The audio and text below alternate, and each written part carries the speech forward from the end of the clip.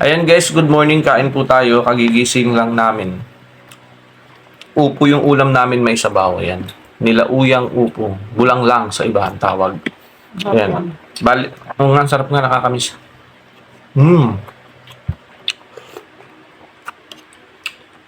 Sarap ng sabaw. Tsaka ang sarap ng upo. Dati hindi ako kumakain ng upo. Ako habang tumatanda, dumami yung kinakain ko na nagulay, pero dati hindi masyado. Sarap.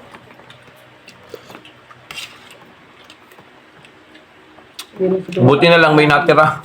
May natira pa kaming hipon. Ito yung tira kahapon. Hinati namin kasi ilang piraso lang yun eh. Siyempre, pag tipid-tipid tayo, hati-hatiin lang natin. Tigda dalawa, kada isang luto. May natira pa kami.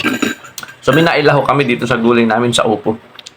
Bali yung upo nga namin, isang haba yun. Kalahati lang muna yung aming niluto ngayon. Para mamaya o kaya bukas, may kalahati pa kami ng upo. Tapos, hahanap na lang ulit kami ng pwedeng ilahaw. Pwede naman next time, basta lang bulang lang na upo. Ayan. Sarap. Kain po tayo.